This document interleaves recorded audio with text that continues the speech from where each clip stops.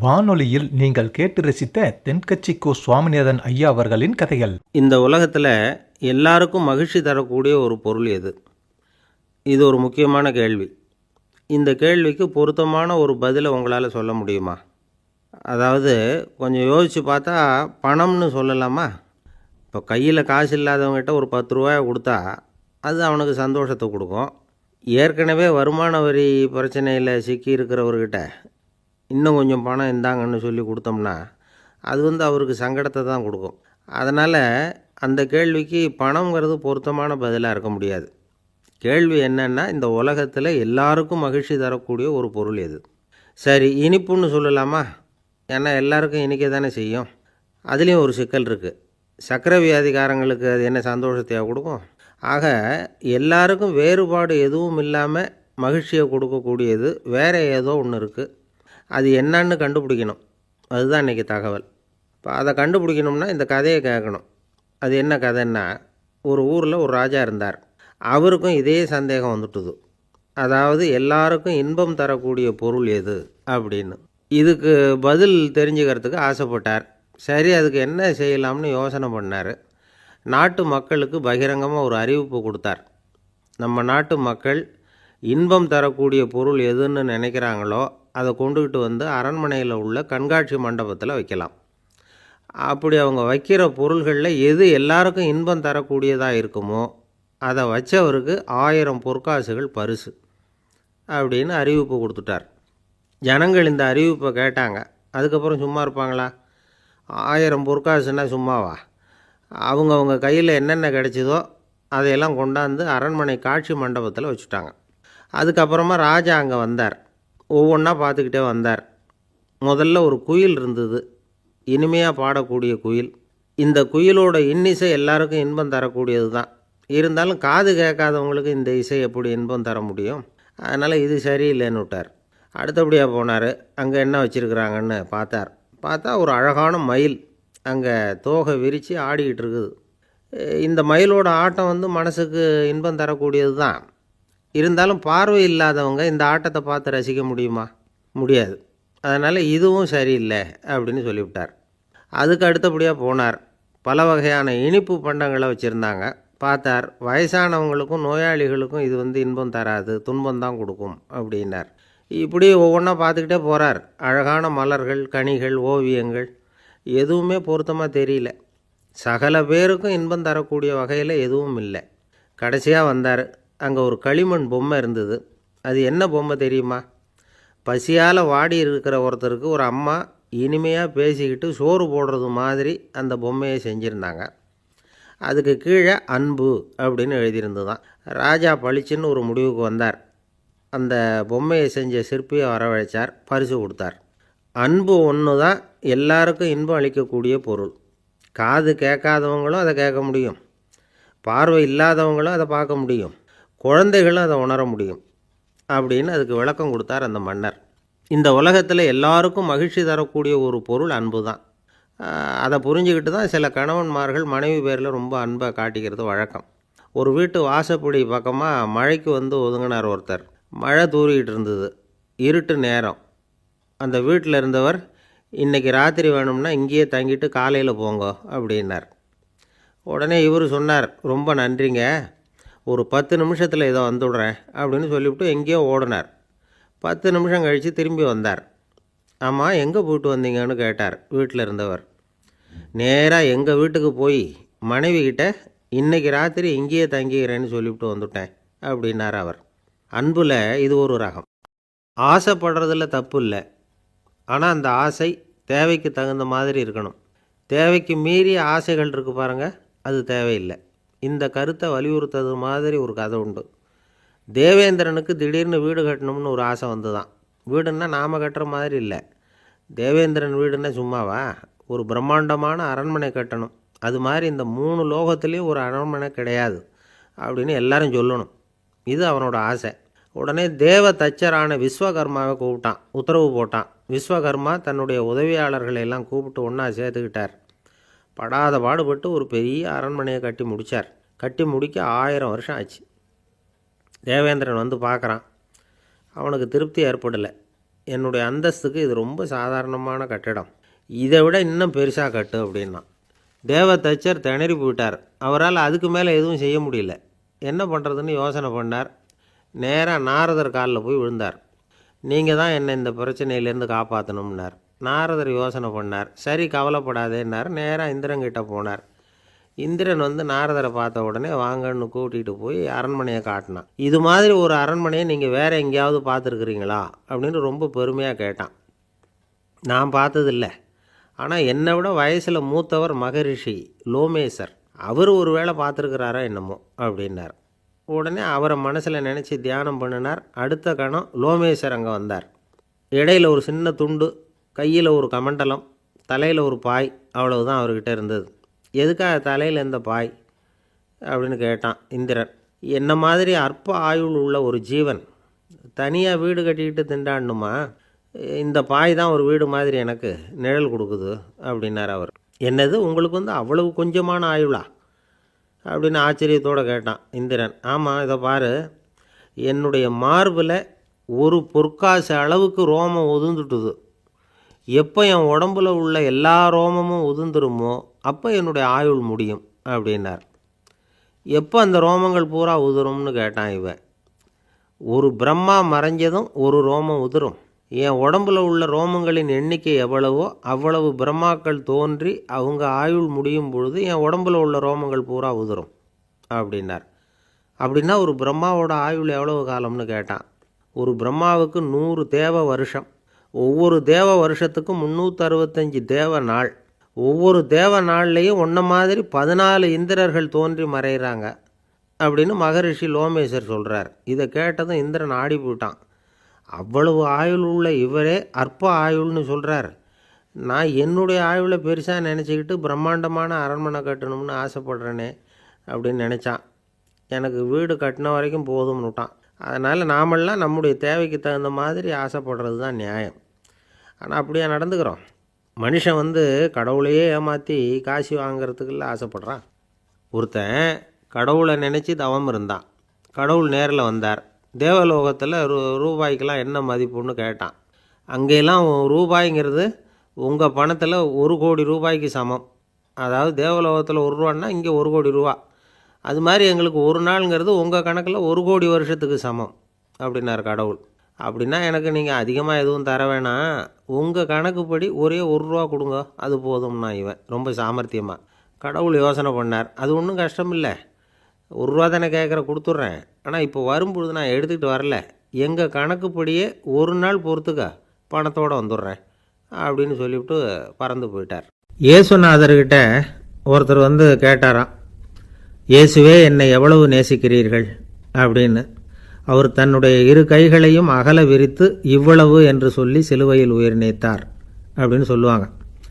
அதாவது அந்த நேசிப்புக்கு எல்லை கிடையாது, அதே போல் மன்னிப்புக்கும் எல்லை கிடையாது. இது இயேசுநாதர் சொல்லி கொடுத்த ஒரு பாடம். இயேசுனுடைய சீடர்களில் ஒருத்தன் பீட்டர், அவன் ஒரு நாள் இயேசுநாதர்கிட்ட கேட்டிருக்கான், இயேசுவே நான் வந்து என்னுடைய தம்பிக்கிட்ட அடிக்கடி சண்டை போட்டுக்கிட்டு இருக்கிறேன், என்னுடைய சகோதரன் கூட, அவனை நான் எத்தனை தடவை மன்னிக்கிறது? ஏற்கனவே 7 தடவை அவனை மன்னிச்சுட்டேன் அப்படின்னு சொல்லியிருக்கிறான். அப்போது இயேசு சொன்னாராம், மன்னிக்கிறதுக்கு எத்தனை தடவைங்கிற கணக்கெல்லாம் கிடையாது. எத்தனை தடவை உன்னுடைய சகோதரன் உன்னை கோபப்படுத்துகிறானோ அத்தனை தடவை நீ மன்னிக்கிறதுக்கும் தயாராக இருக்கணும், அதுதான் அப்படின்னு சொன்னாராம். அப்போ இவனுக்கு ஒன்றும் புரியல, இது என்ன அவன் தப்பு பண்ணிக்கிட்டே இருப்பான், நாம் மன்னிச்சுக்கிட்டே இருக்கிறதா அப்படிங்கிறது மாதிரி குழப்பமாக இருந்திருக்கிறான். அப்போது இயேசுநாதர் தன்னுடைய சீடன் பீட்டர்கிட்ட ஒரு கதை சொன்னாராம். அந்த கதை இன்றைக்கு நாம் வந்து எல்லாரும் சிந்தித்து பார்க்க வேண்டிய ஒரு கதை. அதாவது மன்னிப்பை விரும்புகிறவர்கள் மன்னிக்கவும் தயாராக இருக்க வேண்டும் அப்படிங்கிறது தான் அந்த கதையினுடைய தத்துவம். அந்த இயேசுநாதர் சொன்ன கதை என்னென்னா, ஒரு மன்னர் இருந்தார். அவர் ஒரு நாள் அரண்மனையில் உட்காந்து கணக்கு வழக்குகள்லாம் பார்த்துக்கிட்டு இருந்தார். நம்ம அரண்மனையிலேருந்து யார் யார் அரசாங்க கடன் வாங்கியிருக்கிறாங்க, யார் யார் திருப்பி செலுத்தியிருக்கிறாங்க அப்படிங்கிற விவரத்தையெல்லாம் பார்த்துக்கிட்டு இருந்தார். அப்போ தான் புரிஞ்சுது, அந்த அரண்மனையில் வேலை செய்கிற ஒருத்தனே அரசாங்க கடன் ஒரு வாங்கியிருக்கிறான். எவ்வளவு? 10,000 பொற்காசுகள் வாங்கியிருக்கான் கடன். இந்த 10,000 பொற்காசுகளை திருப்பி செலுத்தலை அரசாங்கத்துக்கு. இது மன்னர் கவனத்துக்கு வந்தது. உடனே நம்ம அரண்மனையில் இருக்கிறவனே அரசு கடன் வாங்கி திருப்பி செலுத்தாமல் இருக்கான், அவனை கூப்பிட்டு வாங்கன்னு சொல்லி கூப்பிட்டுட்டு வந்தாங்களாம். விசாரிச்சிருக்கிறாங்க. என்னப்பா நீ எவ்வளோ ஒன்று? ஆமாங்க 10,000 பொற்காசுகள் வாங்கியிருக்கிறேன், இன்னும் திருப்பி கட்டலைன்றான். உடனே அவர் மன்னர் சொல்லியிருக்கிறார், நம்ம சட்டத்திட்டப்படி நீ உடனே பணத்தை திருப்பி கட்டிடு. அப்படி உன்னால் கட்ட முடியலன்னா உன்னுடைய வீடு வாசல் சொத்து சுகம் எல்லாத்தையும் விற்று அந்த பணத்தை அரசு கருவூலத்தில் சேர்த்துக்கிறதுக்கு நானே ஏற்பாடு பண்ணிடுறேன் அப்படின்னு அந்த மன்னர் சொன்னாராம். இவன் அப்படியே அதிர்ச்சி ஆகிட்டான். அப்படியே பொத்துன்னு காலில் விழுந்தானா. மன்னா என்னை மன்னிச்சுங்க, என்னால் முடியல, எனக்கு மன்னிப்பு கொடுங்க அப்படின்ட்டுருக்கான். உடனே அவர் எழுந்திரிச்சு, சரி நீ மன்னிப்பு கேட்டுவிட்டேன், அதனால் உன்னை மன்னிக்கிறேன், நீ பணம் கட்ட வேண்டாம் அப்படின்னு சொல்லி அந்த மன்னர் அவனை விட்டுட்டாராம். பணத்தையும் தள்ளுபடி போட்டார், நீ திருப்பி கட்ட வேண்டான்னு. இவனுக்கு ரொம்ப மகிழ்ச்சி. அதனால் ரொம்ப உல்லாசமாக வந்துக்கிட்டு இருக்கிறான். தெருவில் வந்துக்கிட்டு இருக்கிறப்ப இவங்கிட்ட கடன் வாங்கின ஒருத்தன் எதுக்கு வந்துக்கிட்டு இருக்கான். அவன் இவங்கிட்ட ஒரு 100 பொற்காசுகள் கடன் வாங்கியிருக்கான். அவன் வந்தான். இவன் போய் அவன் சாட்டையாக பிடிச்சிக்கிட்டான், நீ எப்படா என் கடனை திருப்பி கொடுக்க போகிறேன்னு. அவன் இப்போ முடியல, கொஞ்சம் பொறுத்துக்கா, அப்புறம் தரேன்ருக்கான். அதெல்லாம் முடியாது, நீ கொடுத்து தான் ஆகணும் அப்படின்னு இவன் புடிவமாக சொல்கிறான். இப்போ நிலைமையை பாருங்கள். இவன் ஏற்கனவே 10,000 பொற்காசுகள் அரசாங்கத்தில் கடன் வாங்கினா அதுக்கு மன்னிச்சு விட்டுட்டார் இவனை. ஆனால் இவன் இன்னொருத்தனை மன்னிக்கிறதுக்கு தயாராக இல்லை. இவங்கிட்ட கடன் வாங்கின இன்னொருத்தன் 10 பொற்காசுகள், அவனை மன்னிக்க தயாராக இல்லை. அவனை கொண்டு போய் நீதிமன்றத்தில் கொண்டு போய் நிறுத்தி தண்டனை வாங்கி கொடுத்துட்டான். நீதிபதி என்ன சொன்னார், அந்த இவன் வாங்கின பொற்காசுகளை திருப்பி கட்டுற வரைக்கும் ஜெயிலில் இருக்கணுங்கிறது தீர்ப்பு. ஆனால் உடனே அரசர் காதில் வந்து விழுந்தது. சொல்லிட்டாங்க, உங்ககிட்ட மன்னிப்பு வாங்கிட்டு போனானே ஒருத்தன், அவன் இன்னொருத்தனை மன்னிக்கிறதுக்கு தயாராக இல்லை, அவனை கொண்டு போய் ஜெயிலில் அடைச்சிட்டான் அப்படின்னு. உடனே மன்னர் பார்த்தார், இவனை மறுபடியும் கூப்பிட்டு வர சொன்னார். தபாரப்பா, நான் உன்னை மன்னிச்சு விட்டேன், ஆனால் நீ இன்னொருத்தனை மன்னிக்கிறதுக்கு தயாராக இல்லை, அதனால் என்னுடைய தீர்ப்பையும் மாற்றுறேன், நீயும் அரசு கடன் தீர்ற வரைக்கும் ஜெயிலில் தான் இருக்கணும் அப்படின்னு சொல்லி ஜெயிலுக்கு அனுப்பிச்சிட்டாராம். இப்படி ஒரு கதையை இயேசுநாதர் தன்னுடைய சீடருக்கு சொன்னதாக ஒரு வரலாறு. அது என்ன, அதிலேருந்து நாம் புரிந்து கொள்ள வேண்டியதுன்னா, நாம் மன்னிக்கப்படணும்னு நாம் விரும்புகிறோம்னா நாம் இன்னொருத்தரை மன்னிக்கிறதுக்கு தயாராக இருக்கணும். அதனால் நாம் இன்னொருத்தரை யாரையும் மன்னிக்க மாட்டோம், ஆனால் என்ன இன்னொருத்தர் மன்னிக்கணும் அப்படிங்கிறது மாதிரி செய்யக்கூடாதுன்னு சொல்லுவாங்க. அது மாதிரி நாம் இப்போ இது தப்பாக புரிஞ்சுக்கிறவங்களும் இருக்கிறாங்க. பாவம் மன்னிப்புங்கிறதுலாம் எதுக்குன்னா, அதாவது மறுபடியும் பாவம் செய்யாமல் இருக்கிறதுக்காக தான். அதான் மன்னிக்கிறாரே அப்படிங்கிறதுக்காக மறுபடியும் பாவம் பண்ணிகிட்டு இருக்கிறது இல்லை. அதான் ஒருத்தர் கேட்டாராம், பாவத்திலேருந்து மன்னிப்பு கிடைக்கணும்னா நீ என்ன செய்யணும் அப்படின்னு கேட்டிருக்கார். அதுக்கு அவன் சொல்லியிருக்கிறான், நான் முதல்ல பாவம் செய்யணும், அப்போ தானே மன்னிப்பு கிடைக்கும் அப்படின்னு நானாம். இப்படிப்பட்டவர்கள் தான் இன்றைக்கி உலகத்தில் அதிகமாக இருக்கிறாங்க. அதனால் இந்த மன்னிப்பின் மகத்துவங்கிறது இயேசுநாதர்கிட்டேருந்து தான் நாம் புரிஞ்சுக்கணும். அந்த இயேசு சொன்ன அந்த மன்னிக்கிற மனோபாவம் இருந்தால் இன்றைக்கி உலகம் பூராவும் அமைதி பூங்காவாக இருக்கும். அதில் ஒன்றும் ஆச்சரியமே இல்லை, அதில் ஒன்றும் சந்தேகமும் இல்லை. அதனால் மன்னிக்கிற மனோபாவத்தை நாம் எல்லாரும் நமக்குள்ளே வளர்த்து கொள்ள வேண்டும் அப்படிங்கிறது தான் நாம் இன்றைக்கு எல்லோரும் சிந்தித்து பார்க்க வேண்டிய ஒரு செய்தி. ஒருத்தர் ரொம்பவும் மகிழ்ச்சியாக வந்துக்கிட்டு இருந்தார். என்ன விஷயம்னு விசாரித்தேன். நான் தோற்று போயிட்டேன், அதுதான் மனசுக்கு மகிழ்ச்சியாக இருக்குது அப்படின்னார். எனக்கு இது ரொம்ப ஆச்சரியமாக போச்சு. இந்த உலகத்தில் தோற்று போகிறவங்க யாரும் மகிழ்ச்சியாக இருக்கிறதில்ல. அப்படி இருக்கிறப்ப இவர் இப்படி சொல்கிறாரே, எங்கே தோற்று போனீங்கன்னு கேட்டேன். அதுக்கப்புறம் தான் அவர் விவரமாக சொன்னார். என்னோடய 5 வயசு குழந்தையோடு நான் விளையாடிக்கிட்டு இருந்தேன். அந்த விளையாட்டில் என் குழந்தை ஜெயிச்சு விட்டுது, நான் தோற்று போயிட்டேன் அப்படின்னார் ரொம்ப உற்சாகமாக. நான் யோசித்து பார்த்தேன். அதாவது நாம் சின்ன குழந்தையாக இருக்கிறப்போ எந்த விளையாட்டில் கலந்துக்கிட்டாலும் அதில் நாம் தான் ஜெயிக்கணும்னு ஒரு வெறி நமக்குள்ளே இருக்கும். நம்மளை எதிர்த்து விளையாடுறவர் நல்லவரா கெட்டவரா, பெரியவரா சின்னவரா அப்படிங்கிறதெல்லாம் முக்கியம் கிடையாது. அவர் தோற்று போகணும், நாம் ஜெயிக்கணும், அதுதான் முக்கியம். எதிரியை சந்தோஷப்படுத்த விளையாடுகிற கலை அப்போ நமக்கு தெரியறதில்ல. வாழ்க்கையில் ஒரு பக்குவம் வந்ததுக்கு அப்புறம் வெற்றி பெறணுங்கிற மன அழுத்தம் போயிடுது. போட்டியில் ஜெயிக்கணுங்கிறத விட குழந்தையை சந்தோஷப்படுத்தணுங்கிறது முக்கியமாக போச்சு. ஜெயிக்கணுங்கிற வெறி ஓடி போட்டுது. ஒரு குழந்தையாக இருந்தப்போ நம்ம வளர்ச்சிக்கு உதவிய வெறி பெரியவனானதுக்கு பிறகு நமக்கு எதிரியாக மாறுது. அதை சரியான சமயத்தில் நாம் புரிஞ்சுக்கிட்டோம்னா போதும், நாம் பொழைச்சிக்கலாம். ஒவ்வொரு மனுஷனுமே வாழ்க்கையோட அடுத்த கட்ட வளர்ச்சியில் அடி எடுத்து வைக்கிற நேரத்தில் தன்கிட்ட இருந்து ஏதோ ஒரு குணத்தை அல்லது தன் குணம் இருந்த ஏதோ ஒரு உறவை நாம் இழக்கத்தான் வேண்டியிருக்குது. ஒரு கட்டம் வரைக்கும் உதவியாக இருந்த குணம் அடுத்த கட்டத்துக்கு தடையாக கூட மாறிடலாம். இந்த பரிமாண மாற்றத்துக்கு உள்ளாகிற ஒவ்வொருத்தரும் பிரத்யட்சமாக இதை உணர்கிறாங்க. ஆனால் பல பேர் எப்படின்னா பழசை திறந்துவிட்டு புதிய கொள்கைகளை உருவாக்கிக்கிறதுக்கு இஷ்டம் இல்லாமல் இருந்துவிடுறாங்க, அல்லது அப்படி செய்ய முடியாமல் தவிக்கிறாங்க. இதையெல்லாம் மீறி அந்த பழசை திறந்துட்டா அதை இழந்ததால் உண்டாகிற மன அழுத்தம் சில காலத்துக்கு வருத்திக்கிட்டு தான் இருக்கும், வேறு வழி இல்லை. ஆரோக்கியமான ஒரு முன்னேற்றத்துக்காக அந்த மன அழுத்தத்தை தாங்கிக்கத்தான் வேணும் அப்படிங்கிறாரு அந்த உலக புகழ்பெற்ற மேதை ஒருத்தர், இந்த ஸ்காட் பெக் அப்படிங்கிறவர். பிறந்த நாள் முதல் இதுதான் சரி அப்படின்னு கற்பிக்கப்பட்டு வந்த ஒவ்வொரு தத்துவத்தையும் தங்களுடைய வளர்ச்சிக்கு தகுந்த மாதிரி மாற்றி அர்த்தப்படுத்தி கொள்ள முடியாமல் வாழ்க்கை சூழலில் அப்படியே அரைப்பட்டு தூளாகிறவர்கள் தான் ரொம்ப தவிக்கிறாங்களாம். இதுதான் அவருடைய கருத்து. பெரும்பாலும் மனிதர்களுடைய நடுத்தர வயசில், அதாவது 30 தாண்டுகிற சமயத்தில் தான் இந்த தவிப்பு உண்டாகுதான். இதை தான் மேற்கத்திய நாடுகளில் அடிக்கடி மிட் லைஃப் கிரைசிஸ் அப்படின்னு சொல்கிறாங்க. அப்பப்போ பழசையெல்லாம் தொலைச்சி விட்டு புதுசாக பிறக்கிறதுக்கு கற்றுக்கணும். ஒவ்வொரு நிமிஷத்தையும் அந்த நிமிஷத்துக்கு ஏற்ற சித்தாந்தம் கொண்டவர்களாக சந்திப்போம் அப்படிங்கிறார் அந்த உளவியல் நிபுணர். இப்படி பழகிக்கிட்டால் வாழ்க்கை இன்பமயம், இல்லைன்னா தவிப்பு மயம்தான். பழசை தொலைக்க முடியாதவர்களில் எத்தனையோ பேர் உண்டு, எத்தனையோ ரகம் உண்டு. அதில் வேடிக்கையான நண்பர்களும் உண்டு. ஒருத்தர் நண்பர் வீட்டுக்கு போனார். அவர் ஏதோ இனிப்பு பலகாரம் கொடுத்து சாப்பிட சொல்லியிருக்கிறாங்க அவங்க வீட்டில். இவர் சாப்பிட்டு பார்த்துட்டு சொன்னாராம், சார் 6 மாதத்துக்கு முன்னாடி ஒரு தடவை இங்கே வந்தேன், அப்போது ஒரு இனிப்பு பலகாரம் கொடுத்தீங்க, அது இதை விட நல்லா இருந்தது சார் அப்படின்னாராம். அப்போ செஞ்ச அதே இனிப்பு பலகாரம் தான் சார் இதுவும் அப்படின்னாராம் அவர். ஊருக்கு வெளியில் அமைதியான ஒரு இடம், அங்கே ஒரு ஆசிரமம், அங்கே ஒரு சாமியார். அவர் தினமும் நல்ல போதனைகள்லாம் செய்வார்.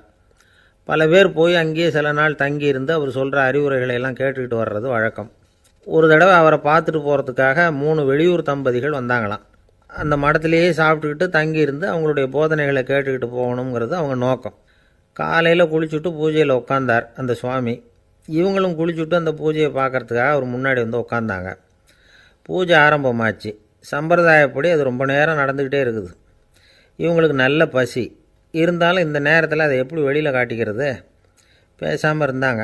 அந்த சுவாமி பூஜையை முடித்தார். அதுக்கப்புறம் பேச ஆரம்பித்தார். பேச்சு அருமையாக தான் இருந்தது, அமிர்தமாக தான் இருந்தது. இருந்தாலும் இவங்களுக்கு இருக்கிற வயிற்று பசி அது சரியாக கவனிக்க விடலை.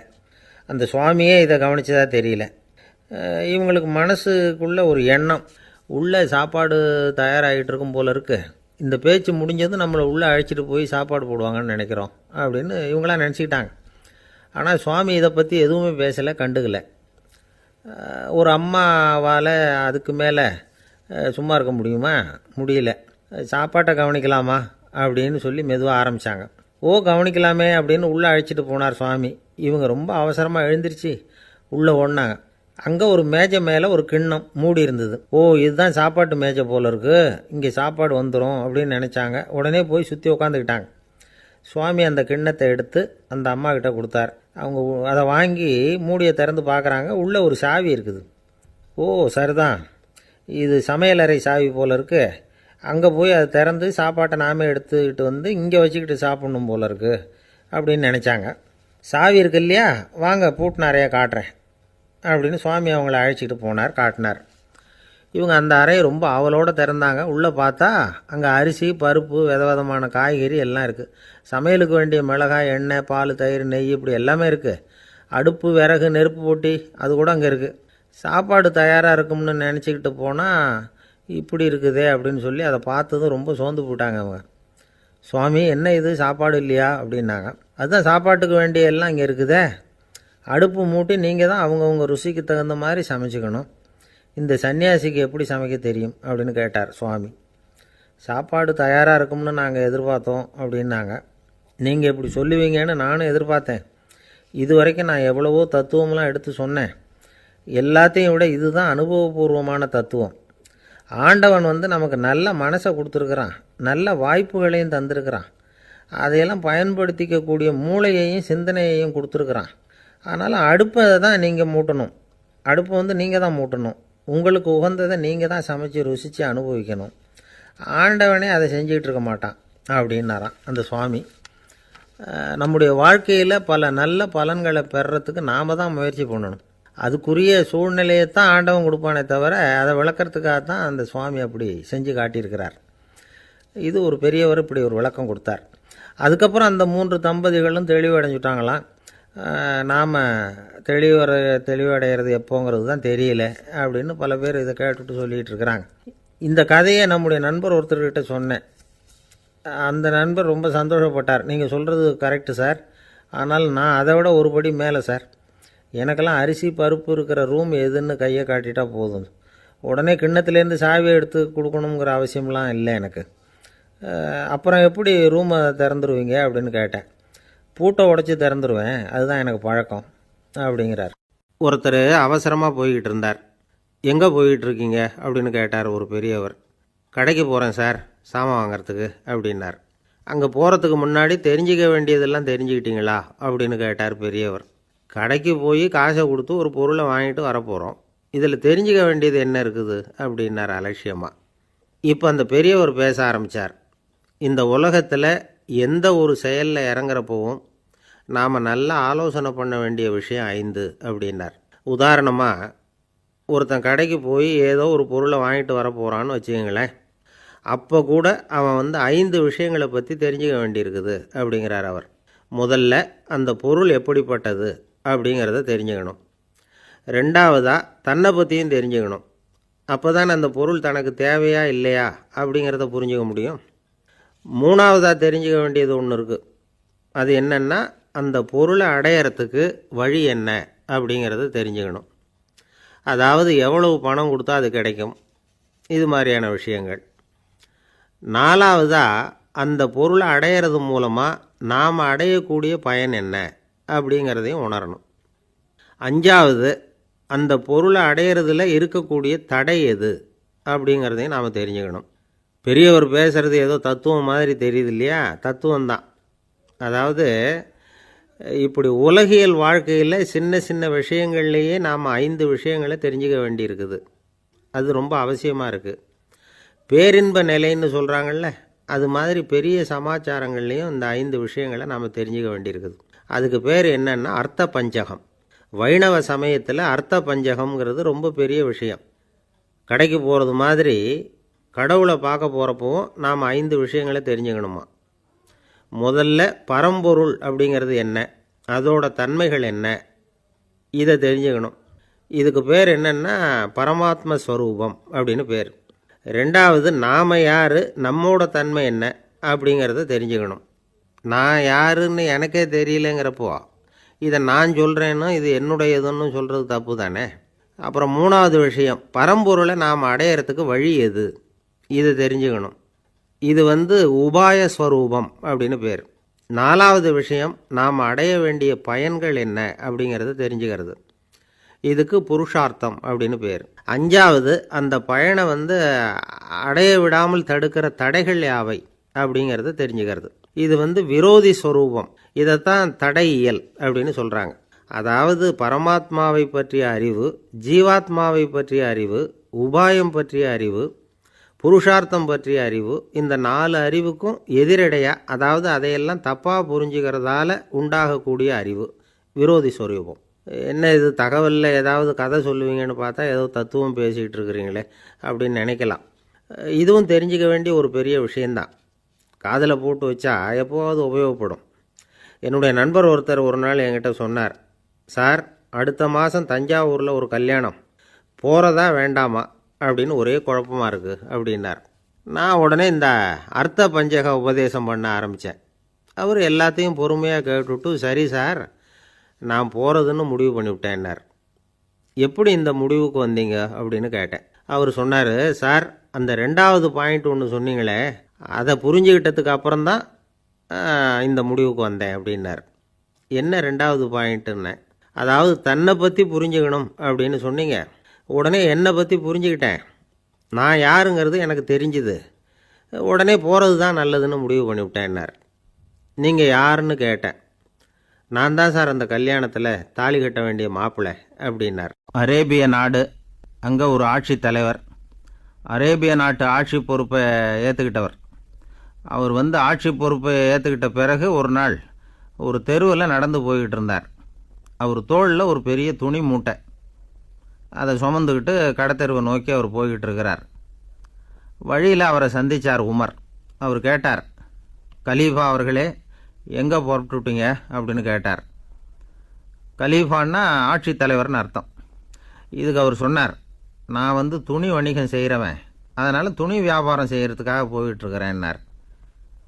நீங்கள் இப்போ இந்த நாட்டுக்கு ஆட்சித்தலைவர், ஆட்சி பொறுப்பில் இருக்கிறீங்க, நீங்கள் வியாபாரம் செய்ய போட்டால் அரசு பணிகளை செய்கிறது யார் அப்படின்னு கேட்டார் அவர். நான் அரசு பணிகளை மட்டுமே செஞ்சுக்கிட்டு இருந்தா என் குடும்பத்தை காப்பாற்றுறது யார் அப்படின்னு கேட்டார் அவர். இப்படி கேட்டவர் யார் தெரியுமா? அவர் தான் அபூபக்கர், இறை தூதர் முகமது அவர்களுக்கு பிறகு கலீஃபாவாக தேர்ந்தெடுக்கப்பட்டவர். அப்போலாம் ஆட்சி தலைவர்களுக்கு சம்பளம்னு எதுவும் கிடையாது. இந்த பிரச்சனையை எப்படி தீர்க்கிறதுன்னு யோசனை பண்ணார் உமர். அபு உபைதா அவர்கள்கிட்ட அழைச்சிட்டு போனார். அவர் யாருன்னா, அவர் தான் பொது நிதி கருவூலத்தின் பொறுப்பாளர். அவர்கிட்ட பிரச்சனையை சொன்னார். இது மாதிரி ஆட்சி தலைவருக்கு பொது நிதியிலிருந்து ஊதியம் அளிக்க முடியுமான்னு கேட்டார். பொது நிதி விதிகளின்படி அதுக்கு சாத்தியம் இல்லைன்னு சொல்லிவிட்டார் அவர். சரி, வேற ஏதாவது வழி இருக்குதான்னு கேட்டார் உமர். அபு உபைதா கொஞ்சம் யோசனை பண்ணி பார்த்தார். அப்புறமா சொன்னார், மக்காவிலிருந்து மதீனாவுக்கு குடிபெயர்ந்து வந்த அகதிகளுக்கு நிதி உதவி அளிக்கிறதுக்கு விதிகளில் இடம் இருக்கு. அப்படி பார்த்தா அபூபக்கரும் அகதி தானே, அதனால் எல்லா அகதிகளுக்கும் கொடுக்கறது மாதிரியே அவருக்கும் ஒரு தொகை அளிக்கலாம்னார்.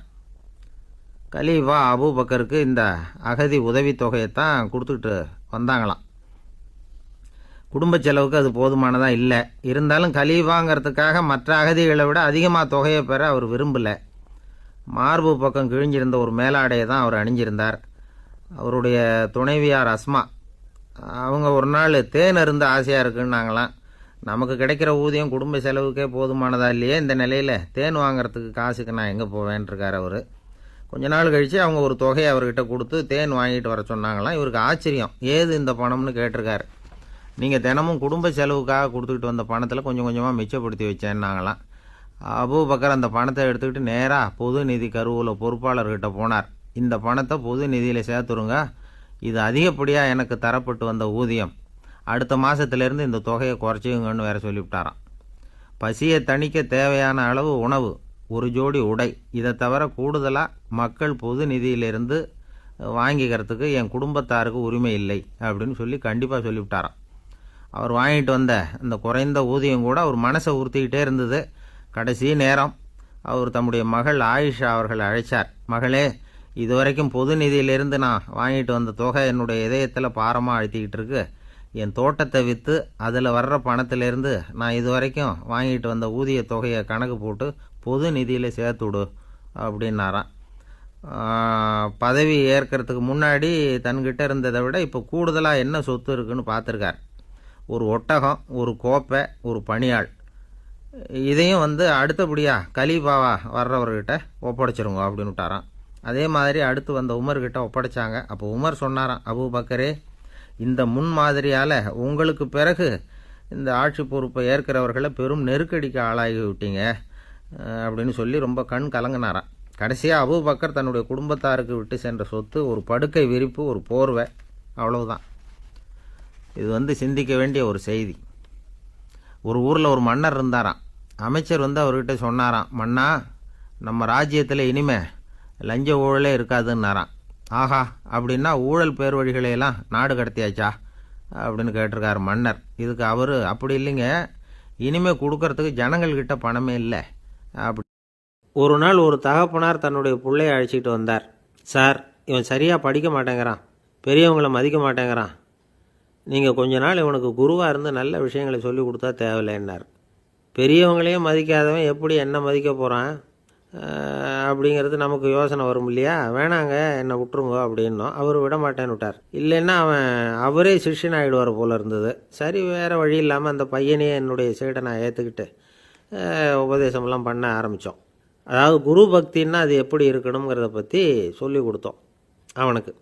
சதமகர் அப்படின்னு ஒரு குரு இருந்தார். அவருக்கு ஒரு சீடர். அவன் பேர் துளசி சைதன்யன், நைஷ்டிக பிரம்மச்சாரி. தன்னுடைய குருவுக்கு எந்த நேரத்தில் எது தேவைங்கிறத புரிஞ்சுக்கிட்டு சேவை செய்கிறவன். ஆனால் இவனை பற்றி மற்ற சீடர்களுக்கு பொறாமை வந்துட்டுது. இவன் மட்டும் இப்படி இருக்கானேன்னு உடனே குருக்கிட்ட போய் கோல் மூட்டினாங்க.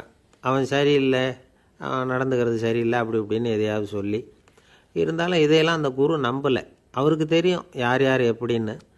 துளசி சைதன்யன் பெருமையை மற்ற சீடர்களுக்கு உணர்த்தணும் அப்படின்னு நினச்சார். அதுக்கு ஒரு வழி பண்ணார். ஒரு நாள் சீடர்களை எல்லாம் கூப்பிட்டுக்கிட்டு ஒரு காட்டு வழியாக போய்கிட்டு இருந்தார். அங்கே ஒரு பெரிய மலை அருவி கொட்டிக்கிட்டு இருந்தது. குரு சீடர்கள் பக்கம் திரும்பினார். இந்த மலையின் மேலே இருந்து அந்த படுபாதாளத்தில் குதிக்கிறதுக்கு உங்களில் யார் தயார் அப்படின்னு கேட்டார். ஒரு சீடனும் வாயை திறக்கலை, ஒதுங்கி நின்றுக்கிட்டாங்க. பின்னாடி மூட்டை முடிச்சோடு வந்துக்கிட்டு இருந்தான் துளசி சைதன்யன். அவனை பார்த்தார். தப்பாருப்பா, நீ மேலே இருந்து அந்த அருவியில் குதி அப்படின்னார். அப்படியே செய்கிறேன் சுவாமின்னா ஓடி போய் பொத்துன்னு குதிச்சுட்டான். அடுத்த கணமே குருநாதர் தன்னுடைய யோக சக்தியால் பறந்து போய் அவன் கீழே விழுந்துடாமல் தாங்கி பிடிச்சி கொண்டுக்கிட்டு வந்துட்டார். மற்ற சீடர்களுக்கெல்லாம் ஒரு மாதிரி ஆயிட்டுது. அடுத்தபடியாக என்ன பண்ணலாம்னு யோசித்தாங்க இவனை மாட்டி விட்றதுக்கு. ஒரு நாள் வெத்தலை அடிக்கிற ஒரு சின்ன உரலையும் உலக்கையையும் எடுத்து ஒளிய வச்சுட்டாங்க. சதமகர் சன்னியாசி இல்லை, அவர் வெத்தலை போடுவார். பல்லு சரியில்லை, அதனால் இடித்து தான் வெத்தலையை போடணும். திடீர்னு வெத்தலை பாக்கு கேட்டார். வழக்கமாக உரலில் இடித்து தர்றது தான் துளசியின் பழக்கம். உரலை தேடினா கிடைக்கல, என்ன பண்ணுறது? குரு கேட்டுவிட்டாரே, குரு சேவை தானே முக்கியம். என்ன பண்ணால் வெத்தலை பாக்க தன்னுடைய வாயில் போட்டு முன்னு அதை எடுத்து அவர்கிட்ட கொடுத்துட்டான். குரு எதையோ படிச்சுக்கிட்டே அதை வாங்கி வாயில் போட்டுக்கிட்டார். துளசி இன்றைக்கி தாம்பூலம் நல்லா இடிக்கப்பட்டிருக்கு, ருசியாக வேறு இருக்குது, அதை இடித்த பாத்திரத்தை என் கண்ணால் பார்க்கணும்னு ஆசையாக இருக்குன்னு விட்டார். அதை மட்டும் அனுப்பி போய் நீ வர வேண்டான்னு வேற சொல்லிவிட்டார். இதை கேட்டதும் துளசி தவிச்சு போயிட்டான். இவன் போகாமல் எப்படி வாயை மட்டும் அனுப்பி வைக்க முடியும்? இவன் தவிக்கிறத பார்த்ததும் மற்ற சீடர்களுக்கெல்லாம் மனசுக்குள்ளே ரொம்ப சந்தோஷம். துளசி கொஞ்சமும் யோசிக்கலை. வாழை எடுத்தான், தன்னுடைய தலையவே அப்படியே அறுத்து வெட்டி எடுத்தான். இன்னொரு சீடங்கிட்ட கொடுத்துட்டான், எடுத்துகிட்டு போன்னு சொல்லி. கொண்டுட்டு போய் குரு முன்னாடி வைக்கிறாங்க. அந்த தலையில் வாய் திறந்துருக்கு, வெத்தலை போட்டு முன்னு இருந்தது, தெரிஞ்சு போச்சு, சிவப்பாக இருந்தது. அவனுடைய குரு பக்தியை இப்போ எல்லாரும் ஒத்துக்கிட்டாங்க. அதுக்கப்புறம் குரு சதமகர் தன்னுடைய அற்புத திறமையினால் அந்த தலையை மறுபடியும் ஒட்ட வச்சுட்டார். துளசிக்கு உயிர் வந்துட்டுது. இப்படி ஒரு பெரிய கதை உண்டு. அதாவது துளசி சைதன்யன் அவனுடைய குரு பக்தி எப்படி அப்படின்னு கேட்டோம்.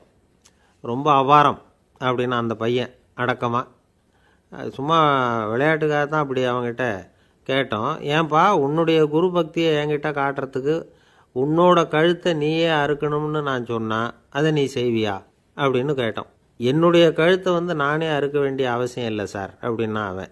ஏண்டான்னு, அதே காரியத்தை தான் இனிமேல் நீங்கள் தினமும் செய்ய போகிறீங்களே சார் அப்படிங்கிறான். ஒரு தந்தை தன்னோட பிள்ளைய ரொம்ப தைரியசாலியாக வளர்க்கணும்னு ஆசைப்பட்டார். அதுக்காக அவனை கூப்பிட்டு உட்கார வச்சு இப்படி உபதேசம் பண்ணார். இதை பாருப்பா, நான் உன்னாட்டம் இருக்கிறப்போலாம் எதுக்கும் பயப்பட மாட்டேன், ரொம்ப துணிச்சலாக இருப்பேன். ஒரு நாள் ஒரு அப்பாவி எலியை ஒரு பூனை துரத்திட்டு ஓடிச்சு. நான் உடனே என்ன செஞ்சேன் தெரியுமா? அந்த பூனையை பிடிச்சேன், அது வாலில் ஒரு பட்டாசு சரத்தை கட்டினேன், கொளுத்தி விட்டேன், படபடன்னு வெடிக்க ஆரம்பிச்சுட்டுது. அது துள்ளிக்கிட்டு அங்கேயும் இங்கேயும் ஓடி இருக்கு பாரு ஓட்டம், ரொம்ப தமாஷு அப்படின்னார் அப்பா. இப்படி சொல்லிவிட்டு பையனை பார்த்து, இதை கேட்குறதுக்கு உனக்கும் துணிச்சல் வருதா? நான் என்னுடைய செயலை நீ கேட்குறப்போ உனக்கு துணிச்சல் வருதா அப்படின்னு கேட்டார். வருதுன்னா பையன். எப்படின்னா அப்படிங்கிற விவரத்தையும் சொன்னான் அவன். அதாவது எலியை விரட்டினத்துக்காக பூனை வாலில் பட்டாசு கொளுத்துனீங்க நீங்கள், பூனையை விரட்டினத்துக்காக உங்கள் கழுத்தில் பட்டாசு சரத்தை மாட்டினா என்னென்னு தோணுது எனக்கு அப்படின்னு நான் பையன். பையனோட துணிச்சல் அப்பாவே நடுங்க வச்சுட்டுது. அது சரி, ஒரு அப்பா பிள்ளைக்கு இப்படியா உபதேசம் பண்ணுறது? எல்லாருக்கிட்டையும் அன்பாக பழகிறது எப்படி அப்படின்னு சொல்லி கொடுக்கணும். பிஞ்சு உள்ளங்களில் நஞ்சை தூவலாமா? ஒரு நாள் விநாயகர் ஒரு பூனையோடு விளையாடிக்கிட்டு இருந்தாராம். அப்படி ஆசையாக விளையாடிக்கிட்டு இருந்தப்போ அவரோட கை நகம் தவறுதெல்லாம் பூனையோட முகத்தில் பட்டுட்டு தான். அது ஒரு சின்ன கீறலை உண்டாகி விட்டுது. அப்போ அவர் அதை ஒரு பெருசாக நினைக்கல. கொஞ்ச நேரத்துக்கு அப்புறம் விநாயகர் வீட்டுக்கு வந்தார். அவங்க அம்மா பார்வதி தேவியை பார்த்தார். பார்வதி தேவி கன்னத்தில் விரலால் கீறினது மாதிரி ஒரு அடையாளம் இருந்தது. விநாயகருக்கு அதிர்ச்சி, ஆச்சரியம். நம்ம அம்மா இந்த உலகத்துக்கே தாயார், அப்பேற்பட்ட அவங்க முகத்திலேயே கீறலை உண்டாக்கக்கூடியவங்க யாராக இருக்க முடியும் அப்படின்னு யோசனை பண்ணார். தாயே, உன்னுடைய கன்னத்தில் இந்த வடு எப்படிம்மா ஏற்பட்டதுன்னு கேட்டார். குழந்தாய், இது நீ செஞ்ச காரியம்தான்ப்பா, உன்னுடைய கை நகம் கீறினதுனால ஏற்பட்ட வடு தான் இது அப்படின்னாங்க அவங்க. விநாயகர் திடுக்கிட்டு போட்டார். எப்படிம்மா அது? நான் எந்த காலத்துலேயும் ஒன்று அப்படி கீறினதாக எனக்கு நினைவு இல்லையே அப்படின்னார். இன்னைக்கு காலையில் ஒரு பூனையை கீறினதை நீ மறந்துட்டியா அப்படின்னாங்க அந்த அம்மா. விநாயகர் திகைச்சு போய் நின்னார். பார்வதி தேவி சொன்னாங்க, இதை பார்ப்பா, இந்த உலகத்தில் இருக்கக்கூடிய எல்லா உயிர்கள்லேயும் நான் இருக்கிறேன். நான் தான் இந்த உலகமாக ஆகியிருக்கிறேன். ஆகையினால நீ யாரை துன்புறுத்தினாலும் அது உண்மையிலேயே என்ன துன்புறுத்தினதாக தான் வந்து முடியும் அப்படின்னாங்க. விநாயகர் மனசுக்குள்ளே ஒரு வெளிச்சம் ஏற்பட்டு தான். அதுக்கப்புறம் அவர் யாரையுமே கல்யாணம் பண்ணிக்காததுக்கு அதுதான் காரணமாக.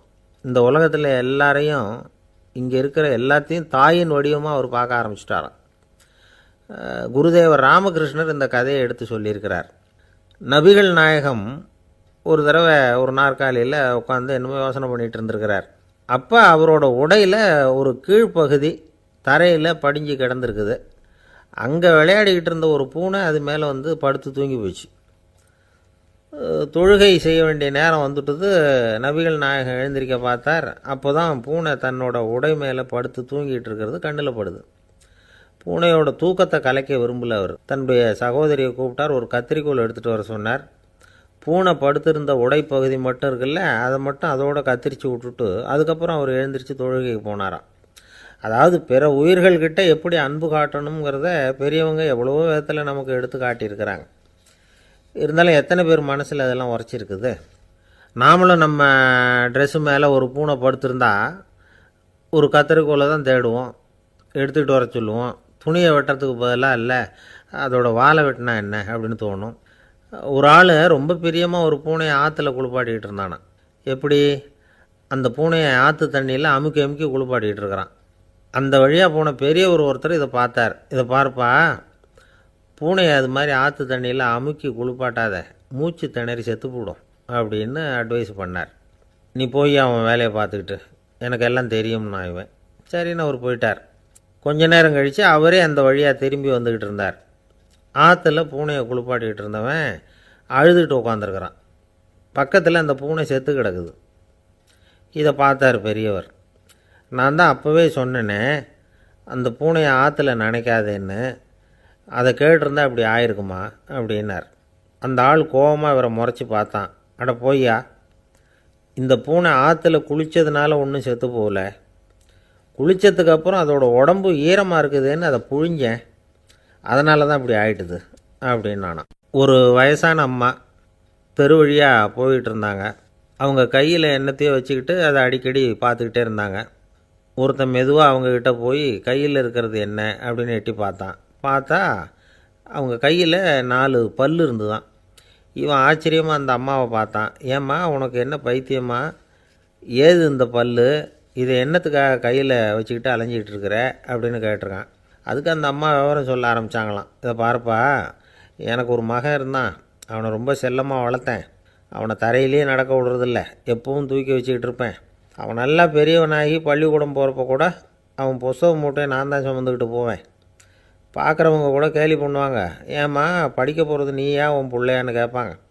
அவன் இன்றைக்கி எவ்வளவோ பெரிய மனுஷன் ஆகிட்டான், வெளிநாட்டில் பெரிய உத்தியோகத்தில் இருக்கான். சமீபத்தில் இங்கே வந்துட்டு போனான். ஒரு நாள் ஏதோ கோபத்தில் என்னை அரைஞ்சுட்டான். அப்போ இந்த 4 பல்லும் கீழே விழுந்துட்டுது. இன்னமும் கூட விழுந்திருக்கும், ஆனால் பல்லு தான் இல்லை.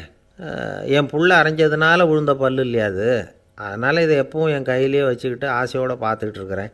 அவன் தான் வெளிநாட்டுக்கு போட்டான், அவனை பார்க்க முடியாத ஏக்கத்தை நான் இந்த பல்லை பார்த்து போக்கிக்கிறேன் அப்படின்னு நாங்களாம் அந்த அம்மா.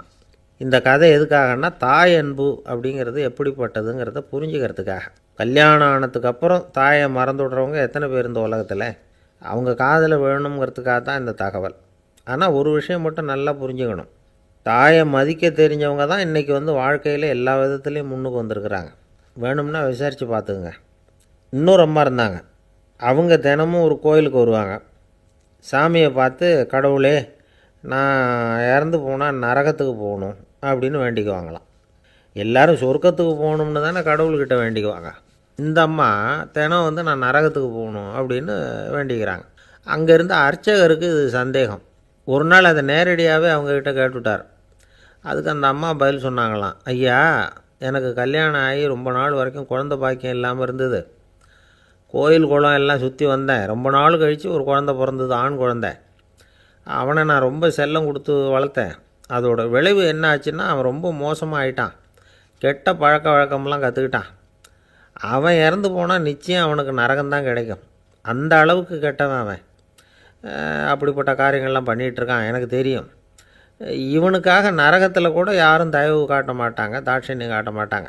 அதனால் இவனுக்கு முந்தி நான் இறந்து நரகத்துக்கு போயிட்டா அங்கே இவனை கவனிச்சிக்கலாமே, இவனுக்கு பணிவிடை செய்யலாமேன்னு பார்க்குறேன் அப்படின்னு நாங்களாம்.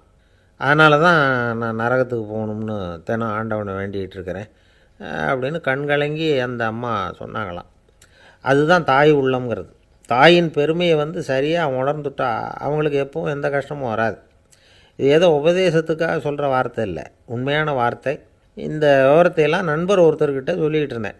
அவர் கொஞ்ச நாள் கழித்து என்னை தேடி வந்தார். அவர் கையிலேயும் 4 பல் வச்சுருந்தார். என்னங்க ஆச்சு, ஏதுங்க இந்த பல் அப்படின்னு விசாரித்தோம். உங்கள் உபதேசத்தை கேட்டுவிட்டு இந்த உலகத்தில் எல்லாரையும் தாயாக நினைக்க ஆரம்பிச்சிட்டேன். ஒரு அம்மாவை கடத்தரில் பார்த்து தாயேன்னு கூப்பிட்டேன். அவங்க உடனே பலார்னு என்னை அரைஞ்சிட்டாங்க, பல் விழுந்துட்டுது. அதை தான் பொறுக்கி எடுத்துக்கிட்டு நேராக உங்களை தேடி வந்துக்கிட்டு இருக்கிறேன்னார். தாயேன்னு தானே கூப்பிட்டீங்க, அதுக்கு ஏன் அரைஞ்சாங்க அப்படின்னு கேட்டோம். நான் தாயேன்னு கூப்பிட்டது அவங்க காதில் நாயேன்னு விழுந்துட்டு தான், அதுதான் இப்படி ஆயிட்டுது அப்படின்னார். பிரம்மத்தை அறிந்தவன் பிரம்மமாகிறான் அப்படின்னு ஒரு பெரியவர் பேசினார் ஒரு கோவிலில். தைத்திரிய உபனிஷத்து அப்படி சொல்லுதான். இதை கேட்கும் பொழுது நமக்கு ஒரு சந்தேகம் வரும். அது எப்படி? பிரம்மத்தை அறிந்தவன் பிரம்மம் ஆகிறான்னா, சிங்கத்தை அறிந்தவன் சிங்கம் ஆகிறானா, தோசையை அறிந்தவன் தோசை ஆகிறானா? இப்படிப்பட்ட சந்தேகம் நமக்கு வர்றதில் ஒன்றும் ஆச்சரியம் இல்லை, இது இயற்கை. இதுக்கும் அந்த பெரியவரே பதில் சொல்கிறார். சிங்கம் வேற, நாம் வேற. அதனால் சிங்கத்தை அறிந்தவன் சிங்கமாக மாட்டான். ஆனால் பிரம்மம் வேறு, நாம் வேறு இல்லை. அதனால் பிரம்மத்தை அறிந்தவன் பிரம்மமாகறான் அப்படிங்கிறது அவரோட விளக்கம்.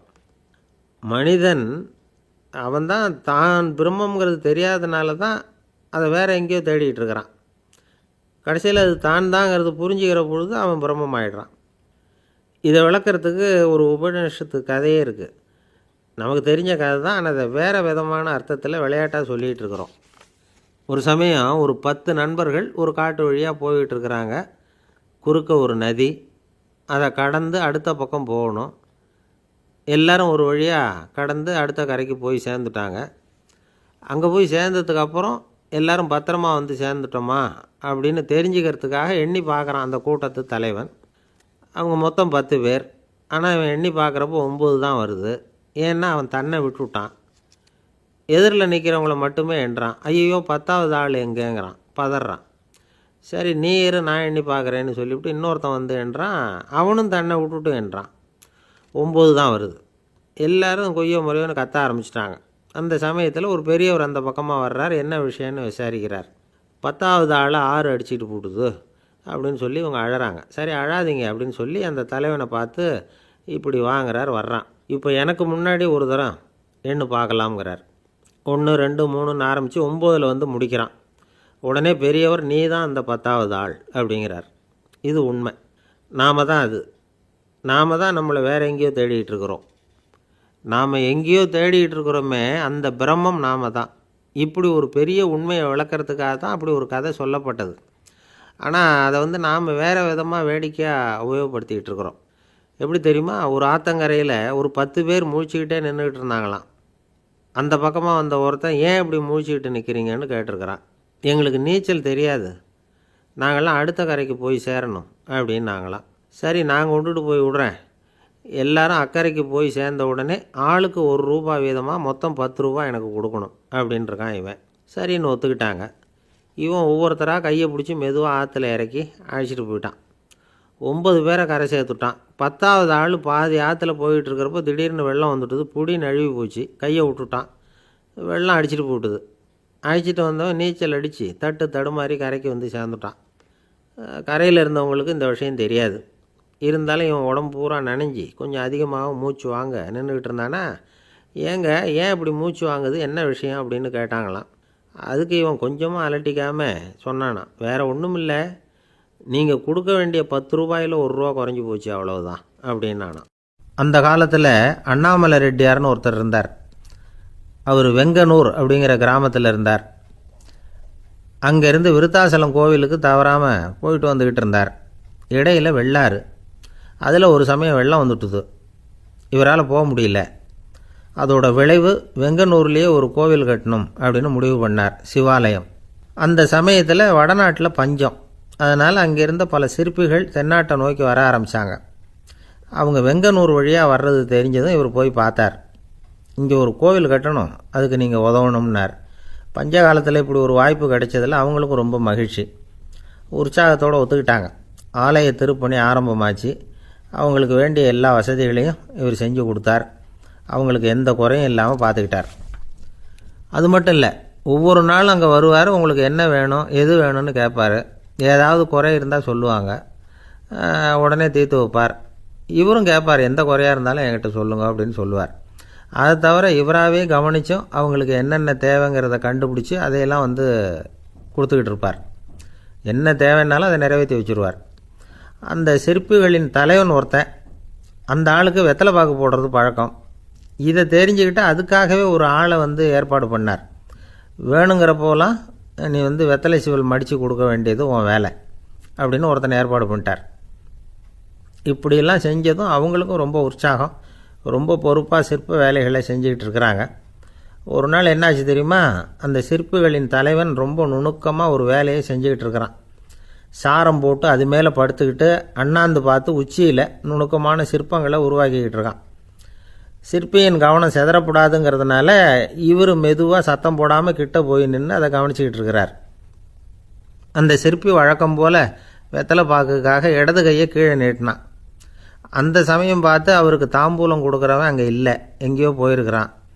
அண்ணாமலை ரெட்டியார் என்ன பண்ணார் தெரியுமா? தனக்காக கொடுக்கப்பட்ட தாம்பூலத்தை வாங்கி சிற்பியின் கையில் கொடுக்குறார். அவன் வாங்கி போட்டுக்கிட்டான். இது என்ன இன்னைக்கு வெத்தலை சீவல் வேறு மாதிரி இருக்குது, வாசனை தாம்பூலமாக இருக்குது அப்படின்னு யோசனை பண்ணிவிட்டு கீழே திரும்பி பார்க்குறார். பார்த்தா ரெட்டியார் மறுபடியும் சிற்பி கை நீட்டும் பொழுது கொடுக்கறதுக்காக தாம்பூலத்தை மடித்து வாங்கி வச்சுக்கிட்டு தயாராக நிற்கிறார். சிற்பிக்கு அதிர்ச்சி. உடனே பொத்துன்னு கீழே குதிச்சான். ஐயா, என்ன இது நீங்களா அப்படின்னா. இவர் சொன்னார், நான் ஒன்றும் தப்பு பண்ணலையே, உன்னுடைய கை புண்ணியம் செஞ்ச கை, கோயில் கட்டுற கை, அந்த கைக்கு தாம்பூலம் கொடுக்கறதுல என்ன தப்பு அப்படின்னாராம். ஏற்கனவே பஞ்சத்தில் அடிபட்டு வந்த எங்களை நீங்கள் ஆதரித்ததே பெரிய விஷயம். இந்த செயல் என்னை ஒரு பெரிய கடனாளி ஆக்கிவிட்டுது. ஐயா, எங்களுக்கு உணவு உடை இதை மட்டும் நீங்கள் கொடுத்தா போதும், ஊதியம்னு எதுவும் வாங்க மாட்டோம் அப்படின்னு நானும். அந்த சிற்பி எவ்வளவோ வற்புறுத்தியும் எதுவும் வாங்கிக்கலையாம். இந்த செய்தியை தமிழ் தாத்தா டாக்டர் ஊவேசா சொல்லியிருக்கிறார். அந்த காலத்தில் எப்படிப்பட்டவங்கள்லாம் வாழ்ந்துருக்கிறாங்க பாருங்கள். இந்த காலத்தில் ஒருத்தர் கோவில் கட்டினார், வேலை செய்கிற எல்லாருக்கும் சாப்பாடு போடுவார். சிற்ப வேலை செஞ்சுட்டு சாப்பிட வர்ற ஒவ்வொருத்தர் கையையும் அன்பாக பிடிச்சி முத்தம் கொடுத்து உள்ளே அனுப்புவார். அந்த கைகளுக்கு நீங்கள் கொடுக்குற மரியாதையாது அப்படின்னு கேட்டாங்க. அது இல்லைங்க, ஏற்கனவே முதல் பந்தியில் சாப்பிட வந்தவன் மறுபடியும் வர்றானான்னு கண்டுபிடிக்கிறதுக்காக கையை பிடிச்சி மோந்து பார்க்குறேன் அப்படின்னாராம் அவர். ஏங்க எங்கே போயிட்டு வரீங்க அப்படின்னு கேட்டேன். எனக்கு வேண்டப்பட்ட ஒருத்தரை பார்த்து. ஆஸ்பத்திரிக்குன்னார்.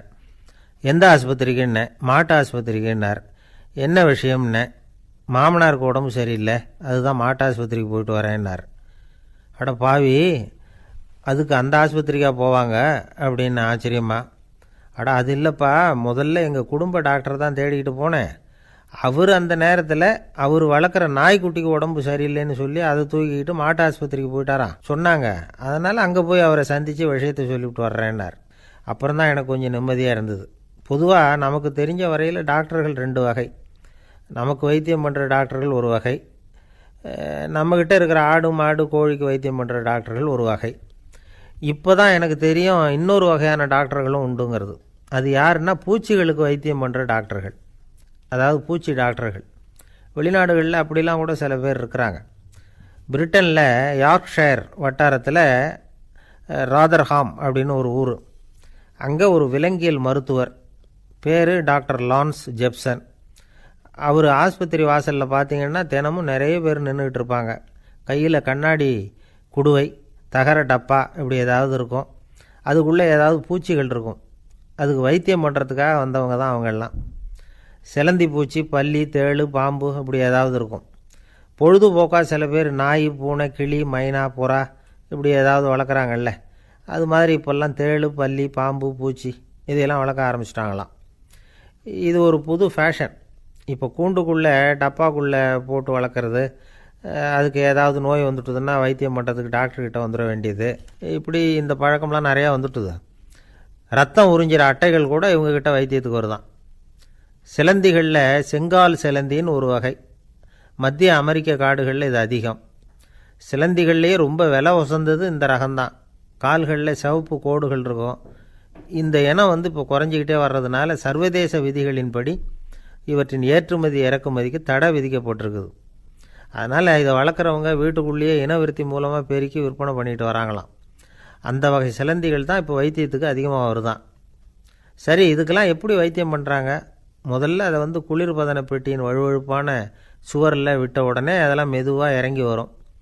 அப்போ அதன் நோயை கண்டுபிடிக்கிறது சுலபம். அப்புறம் அதுக்கு கிருமிகளை கொல்லக்கூடிய மருந்துகளையோ வலி நிவாரண மருந்துகளையோ கொடுப்பாங்க. கால் உடைஞ்ச சிலந்திகளுக்கு பசையை கொண்டு ஆப்ரேஷன் பண்ணுவாங்க. சில சிலந்திகளுக்கு உடைஞ்ச காலை எடுத்துட்டா புதிய கால் வளர்ந்துடும். சிலந்திகளை மனிதர்கள் கையில் எடுக்கிறப்போ அது பயந்து போய் கீழே குதிக்குது. அதனால் கால் உடஞ்சி விடுது, இல்லைன்னா வயிறு சேதமடையுது. அந்த நிலைமையில் வர்ற சிலந்திகளுக்கு மயக்க மருந்து கொடுத்து ஆப்ரேஷன்லாம் கூட பண்ணுறாங்களாம். பார்த்திங்களா பூச்சிகளுக்கு வந்த வாழ்வே. நம்ம ஊர்லேயும் வீடுகளில் பூச்சிகள் வளர்க்குறது உண்டு. ஒருத்தர் வந்தார், எனக்கு 3000 கரப்பாம்பூச்சி அவசரமாக தேவைப்படுது, எங்கே கிடைக்கும்னு கேட்டார். கரப்பாம்பூச்சியா? அது என்னத்துக்குன்னு கேட்டோம். அது வேறு ஒன்றும் இல்லை, நான் குடியிருக்கிற வாடகை வீட்டை காலி பண்ண போகிறேன். வீட்டு சொந்தக்காரர் என்ன சொல்கிறாருன்னா, இந்த வீட்டுக்கு நான் குடி வந்தப்போ எப்படி இருந்ததோ அதே நிலைமையில் விட்டுட்டு போகணும்னு வீட்டுக்காரர் சொல்லியிருக்கிறார், அதனால தான் கேட்டேன் அப்படின்னார். ஒரு ஆள் ராமகிருஷ்ணரை தேடி வந்தான். அவன் கையில் 1000 பொற்காசுகள் வச்சுருந்தான். அதை அவர்கிட்ட கொடுத்து இதை ஏற்றுக்கணும் அப்படின்னு ரொம்ப பணிவாக கேட்டுக்கிட்டான். அவர் பார்த்தார், இது எனக்கு தேவையில்லை, ஆனாலும் உன்னுடைய மனசை புண்படுத்துறதுக்கு நான் விரும்பலை, அதனால் நீ கொடுக்குறத வாங்கிக்கிறேன்னார். வாங்கிக்கிட்டார். அப்புறம் கேட்டார், இதை பாரு, இனிமேல் இதெல்லாம் என்னுடைய இது தானே அப்படின்னார். ஆமாம், அதையெல்லாம் நான் உங்களுக்கே கொடுத்துட்டேன் அவன். சரி, இப்போ நீ எனக்காக ஒரு காரியம் பண்ணணும்னார். என்ன செய்யணும்னு சொல்லுங்கன்னா, இந்த நாணயங்களையெல்லாம் எடுத்துக்கிட்டு போய் கங்கை நதியில் எரிஞ்சுட்டு வா அப்படின்னார். இவனுக்கு அதிர்ச்சியாக போச்சு. என்ன பண்ணுறது? இனிமேல் அது முடியாதுன்னு சொல்ல முடியாது. ஏன்னா அந்த நாணயங்களையெல்லாம் அவருக்கே கொடுத்துட்டான். இனிமேல் அதெல்லாம் இவனுடையது இல்லை. பேசாமல் அவ்வளோவே அள்ளிக்கிட்டு ஆத்தங்கரைக்கு போனான். போனவன் ரொம்ப நேரம் திரும்பியே வரல. ராமகிருஷ்ணருக்கு சந்தேகம், என்ன ஆச்சு அந்த மனுஷனுக்கு? காசுகளோடு அந்த கங்கையில் குதிச்சுட்டானா? போகும்பொழுதே ஒரு மாதிரியாக தான் போனான், போய் என்னன்னு பார்த்துட்டு வாங்க அப்படின்னார். அங்கே இருந்த ஒருத்தர் ஓடி போய் பார்த்தார். அவர் போய் பார்க்கும்பொழுது அவன் அங்கேயே இருந்தான். அதுக்கப்புறம் அவர் திரும்பி வந்தார். விவரத்தை சொன்னார். அதாவது அவன் கங்கை கரையில் உட்காந்துக்கிட்டு ஒவ்வொரு நாணயமாக 1 2ன்னு எண்ணி வீசிக்கிட்டு இருக்கிறான். அவனை சுற்றி ஒரு கும்பல் நின்றுக்கிட்டு அவனை தடுத்துக்கிட்டு இருக்குது அப்படின்னு விவரத்தை சொன்னார் போயிட்டு வந்தவர். இதை கேட்டதும் ராமகிருஷ்ணரே புறப்பட்டு அங்கே போனாராம். என்ன இப்படி பண்ணிகிட்ருக்கிற? நான் உன்னை அந்த நாணயங்களை கங்கையில் வீசி எறிய சொன்னேன், நீ ஏன் அதை எண்ணிக்கிட்டு இருக்கிற அப்படின்னார். பழக்கம்தான் காரணம். நான் ஒவ்வொரு நாளும் ஒவ்வொன்றா சேமித்து வச்சேன். இன்றைக்கி என்கிட்ட நிறைய இருக்குது. உங்களுக்கு ஒரு 1000 நாணயங்களை கொடுக்கணுங்கிறது என்னோடய ஆசை அப்படின்னா. இப்போ ராமகிருஷ்ணர் சொன்னார், ஒரே நேரத்தில் எல்லாத்தையும் சம்பாதிச்சிருந்தா நீ எண்ணுறது பொருத்தமாக இருக்கும்.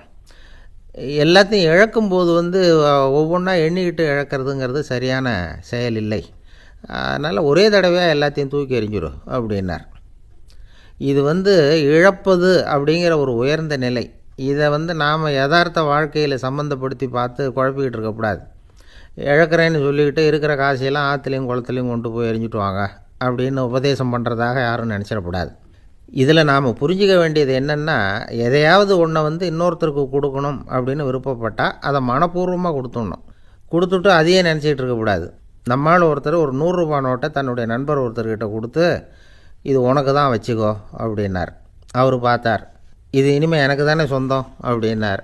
ஆமான்னார் அவர். அப்படின்னா எனக்காக நீ ஒரு உதவி செய்யணும்னார். சொல்லுங்கள் செய்கிறேன்னார் அவர். இந்த 100 ரூபா நோட்டை தீ வச்சு கொளுத்தி விடுன்னார். இவர் அதிர்ச்சியாகி அவரை பார்த்தார். இப்போ அவர் சொன்னார், நீ எனக்கு அன்பாக கொடுத்தது இது, இந்த நோட்டு கள்ள நோட்டுங்கிறது எனக்கு முன்னாடியே தெரியும், சீக்கிரம் கொளுத்தி விடு, அதுதான் நம்ம 2 பேருக்குமே நல்லது அப்படின்னாராம் அவர். உலகத்தில் எதுக்கும் ஆராய்ச்சி கூடங்கள் இருக்குதுல்ல, அது மாதிரி தூக்கத்தை பற்றி ஆராய்ச்சி பண்ணுறதுக்கு ஒரு ஆராய்ச்சி கூடம் இருக்குது. அப்படி ஆராய்ச்சி பண்ணணும்னா அதுக்கு முழிச்சுக்கிட்டு இருக்கணும்ல. அதனால தான் அந்த ஆராய்ச்சி கூட இங்கே இல்லை. அமெரிக்காவில் பாஸ்டன் பல்கலைக்கழக மருத்துவமனையில் அது இருக்குது. அங்கே தூக்கத்தை பற்றி பலவிதமான ஆராய்ச்சிகள் பண்ணிகிட்டு இருக்கிறாங்க. அந்த ஆராய்ச்சி கூடத்தில் இயக்குனராக இருக்கிற ஒரு நிபுணர் அவர் என்ன சொல்கிறார் தெரியுமா? உங்களுக்கு தூக்கம் வரலையா, நீங்கள் நல்லா தூங்கிறதுக்கு தாராளமாக சில யோசனைகளை என்னால் சொல்ல முடியும் அப்படிங்கிறார். யோசனை தானே, காசா பணமாக கேட்டு வச்சுக்கலாமே. உணவு, மனநிலை, தூங்கும் இடத்தோட சூழ்நிலை, படுக்கைக்கு செல்கிறப்போ உள்ள பழக்க வழக்கங்கள், இது காரணமாக ஒருத்தருக்கு தூக்கம் வராமல் போகலாம். தூக்கம் வராததுக்கு இதுதான் காரணம்னா அதையெல்லாம் சுலபமாக கட்டுப்படுத்தலாங்கிறார் அவர். தூக்கத்தை வரவழைக்கக்கூடிய ஒரு நல்ல மருந்து உடற்பயிற்சி. ஆனால் ஒன்று, படுக்க போகிற நேரத்தில் இது மாதிரி உடற்பயிற்சிகள் எல்லாம் செய்யக்கூடாது. கொஞ்சம் முன்னாடி பகல்லையே இந்த பயிற்சிகளை செய்கிறது நல்லது. தூக்கம் வராமல் அவதிப்படுறவங்க பிற்பகல் நேரங்களில் காஃபி, டீ இது மாதிரி பானங்களை சாப்பிடக்கூடாது. மது அருந்துறது கூட தூக்கத்தை பாதிக்கும்.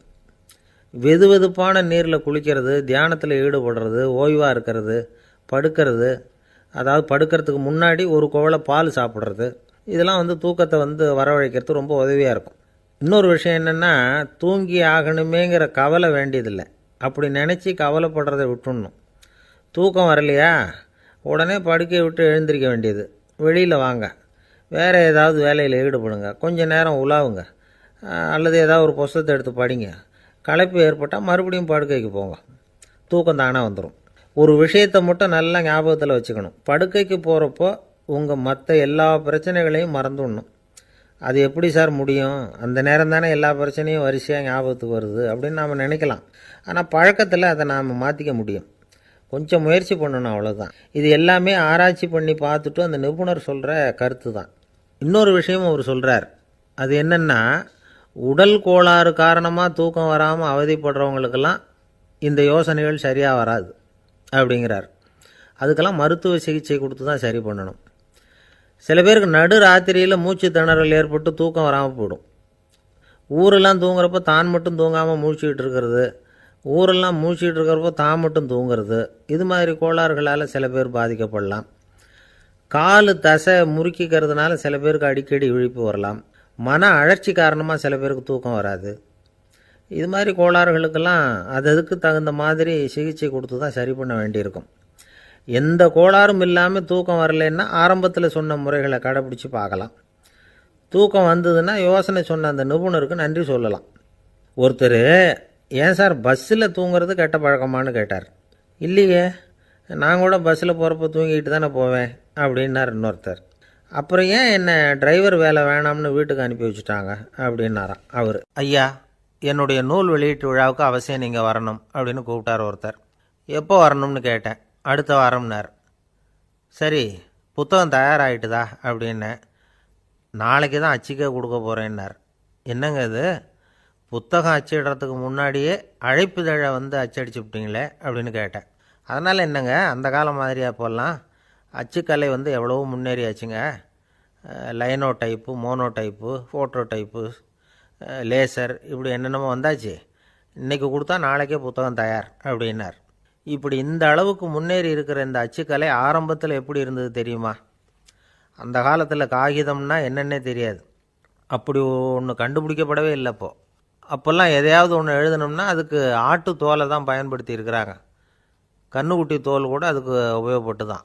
ஐரோப்பாவில் இருந்த பாதிரியார்கள் தோலில் எழுதப்பட்ட புத்தகத்தை தயாரிக்கிறதுல ரொம்ப கெட்டிக்காரங்களாம். எகிப்து, அப்புறம் மத்திய தரைக்கடல் ஓரத்தில் உள்ள நாடுகள், இங்கே எல்லாம் தோல் தான் எழுதுபொருளாக பயன்பட்டு வந்திருக்குது. ஆனால் நம்ம நாட்டில் ஓலைச்சுவடிகளை எழுத்துக்கு பயன்படுத்தி இருக்கிறாங்க. எழுதுறதுக்கு தோலை பயன்படுத்தினவங்க பிறகு பேப்பரைஸ் அப்படிங்கிற கோரை புல்லை அதுக்கு பயன்படுத்தினாங்களாம். இதெல்லாம் அப்படி கொஞ்சம் கொஞ்சமாக கண்டுபிடிச்சிட்டு வந்திருக்கிறாங்க. அந்த புல்லை கச்சிதமாக நறுக்க வேண்டியது, நல்லா பதப்படுத்த வேண்டியது, அதுக்கப்புறம் அதில் எழுத வேண்டியது, அவ்வளவுதான். பேப்பருங்கிற சொல்லே இந்த பேப்பைரஸ் அப்படிங்கிறதுலேருந்து வந்தது தான். அதுக்கப்புறம் தான் காகிதம் வந்தது. இதை முதல்ல சீன நாட்டில் தான் கண்டுபிடிச்சாங்க. அது வந்த பிறகு அச்சு எந்திரம் கண்டுபிடிக்க வேண்டிய அவசியம் ஏற்பட்டது. அதை கண்டுபிடிச்சவர் ஜெர்மானிய அறிவியல் அறிஞர் ஜான் கூட்டன்பர்க். அச்சு கலைக்கு அடித்தளம் அமைச்சவர் அவர் தான். ஜெர்மனியில் மெயின்ஸ் அப்படிங்கிற ஊரில் 1399 பிறந்தார். அவரோட மாமன் ஒருத்தர் உலோக வேலையில் வல்லவர். அவர்கிட்ட அந்த வேலையை கற்றுக்கிட்டார். அதோட வைர கற்களை வந்து பட்டை தீட்டுறதுலேயும் ரொம்ப தேர்ச்சி பெற்றிருந்தார். இளம் வயசுலேயே சும்மா இருக்க மாட்டாராம். எதை செஞ்சாலும் அதை திறமையாக செய்வாராம். அவர் தான் முதல்ல மர அச்சு எழுத்துக்களை உருவாக்கினார். அது மேலே மை தடவி பிரதிகள் எடுத்தார். அதுக்கப்புறம் உலோக எழுத்துக்கள், முதல்ல காரியம், அப்புறம் இரும்பு, அப்புறம் கலப்பு உலோகம், பிறகு அச்சடிக்கிறதுக்கு எந்திரம் ஒன்றையும் உருவாக்கினார். முதல்ல பைபிள் அச்சடித்தார். 1468 அவர் இறந்து போனார். 16ஆம் நூற்றாண்டில் மேலை நாடுகளிலிருந்து மர எழுத்துக்களை கொண்டுக்கிட்டு வந்து தமிழ்நாட்டில் கிறிஸ்தவ நூல்களை அச்சிட்டாங்க. அப்போல்லாம் வந்து அச்சகங்கள் வந்து போதிய அளவுக்கு இங்கே இல்லை. அதுக்கு என்ன காரணம்னா, இந்தியர்கள் வந்து அச்சகங்களை நடத்தக்கூடாது அப்படின்னு சட்டம். 1835 வரைக்கும் அந்த சட்டம் வந்து நடைமுறையில் இருந்தது. இந்த நிலைமையில் அங்கேயும் இங்கேயுமா 1-2 அச்சகங்கள் ஆரம்பமாச்சு. 1713 தரங்கம்பாடியில் லூத்தரன் மிஷன் அச்சகம், அதே ஆண்டில் சென்னையில் எஸ்பிசிகே அச்சகம். இது ரெண்டும் தான் இந்தியாவில் முதல்ல தொடங்கப்பட்ட அச்சகங்கள். ஆட்டுத்தோல்லையும் ஓலைச்சுவடியிலையும் எழுதப்பட்ட எழுத்துக்கள் இன்றைக்கி எங்கேயோ போயிட்டுது. ஆனால் நம்ம ஊரில் எழுத்தாளர்கள் நிலைமை தான் ஒன்றும் சொல்லிக்கிறது மாதிரி இல்லை. நம்ம ஆள் ஒருத்தர் சொன்னார், சார், நான் சொந்தத்தில் ஒரு அச்சாபீஸ் வச்சுருந்தேன், இப்போவும் வச்சுருக்கிறேன். அதனால் என்னுடைய படைப்புகளை புத்தகமாக வெளியிடுறதில் எனக்கு ஒன்றும் கஷ்டம் இல்லை. வருஷத்துக்கு ஒரு புத்தகம் எழுதி வெளியிட்டுருவேன். 15 வருஷமாக இலக்கிய உலகத்துக்கு இப்படி சேவை செஞ்சுக்கிட்டு வர்றேன். ஆனால் இந்த வருஷம்தான் வாசகர்கள் வந்து எனக்கு பாராட்டு விழா நடத்தியிருக்கிறாங்க அப்படின்னார். இந்த வருஷம் அப்படி என்ன விசேஷம் அப்படின்னு கேட்டோம். இந்த வருஷம்தான் நான் எந்த புத்தகம் எழுதி வெளியிடாமல் இருந்தேன், அதுக்காகத்தான் எனக்கு இந்த பாராட்டு விழா அப்படின்னார். ஒரு நண்பர் இருக்கார், எப்போ பார்த்தாலும் கையில் ஒரு புத்தகம் இருக்கும். புத்தகம் இல்லாமல் எங்கேயும் புறப்பட மாட்டார். எதுக்காக இப்படி எடுத்துகிட்டு போகிறீங்க அப்படின்னு கேட்டால், எனக்கு இது ஒரு நல்ல நண்பன் மாதிரி, இந்த காலத்தில் எங்கே போனாலும் காத்திருக்க வேண்டியிருக்கு, அது மாதிரி சமயத்தில் நான் வந்து நண்பன் கூட பேசிக்கிட்டு இருப்பேன் அப்படிம்பாரான். ஒருத்தர் ஒரு பெரிய அரச பதவியில் இருந்தார். அவர் பதவியிலேருந்து இறங்க வேண்டிய சூழ்நிலை. அரசு கொடுத்துருந்த வீட்டை விட்டுட்டு வெளியில் வர்றார். வரும்பொழுது 2 கையிலையும் 2 பெட்டியை எடுத்துகிட்டு வந்தாராம். சார், உங்களுடைய உடைமைகள் அப்படின்னு கேட்குறாங்க அங்கே இருந்த ஊழியர்கள். இவர் தன்னுடைய கையில் இருக்கிற பெட்டியை காட்டி, இதுதான் என்னுடைய சொத்து அப்படின்னாராம். ஒரு பெட்டியில் அவருடைய உடைகள், இன்னொரு பெட்டியில் அவர் விரும்பி படிக்கிற புத்தகங்கள். அவ்வளோதான். இதுதான் இருந்துதான். புத்தகம் படிக்கிறது வந்து மனசுக்கு நல்லதுங்கிறது நமக்கு தெரியும். புத்தக வாசிப்பு வந்து உடம்புக்கும் நல்லதுங்கிறாங்க. அது நமக்கு ஆச்சரியமாக தான் இருக்குது. ஒரு நபர் ஒரு வருஷத்தில் சராசரியாக 2000 பக்கங்களை படிச்சிருக்கணுமா, யுனெஸ்கோ பரிந்துரை. ஆனால் நம்ம நாட்டில் நாம் சராசரியாக படிக்கிறது 32 பக்கங்கள். அவ்வளவுதான். இவ்வளவுக்கு நம்ம நாட்டில் 6000க்கும் மேற்பட்ட நாளேடுகள், 2000க்கும் மேற்பட்ட இதழ்கள், மலர்கள், இவ்வளவு இருந்தும் சரியாக வரல. இந்த உலகத்தில் முதல் நூலகம் எங்கே எப்போ ஆரம்பமாச்சு தெரியுமா? கிமு 2500ஆம் ஆண்டில் அது ஆரம்பமாயிருக்குது. பாபிலோனியாவில் அமில் அணு அப்படிங்கிற அரசன் தான் நூலகத்தை உருவாக்கியிருக்கிறான். அப்போல்லாம் தாள் கிடையாது, களிமண் தான்.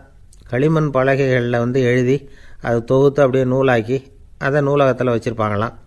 அரசருடைய நூலகத்தில் 1000க்கும் மேற்பட்ட நூல்கள் இருந்ததாக வரலாற்று குறிப்பு இருக்குது. அது மட்டும் இல்லை, அந்த நூலகத்தில் வந்து பொருள் வாரியாக, அதாவது சப்ஜெக்ட் வாரியாக புத்தகங்களை வந்து வகைப்படுத்தி வச்சுருந்தாங்களாம். அதில் மிச்சம் இருந்த ஒரு 25 களிமண் பலகை புத்தகங்கள் இன்றைக்கும் பிரிட்டிஷ் அருங்காட்சியகத்தில் இருக்குதான்.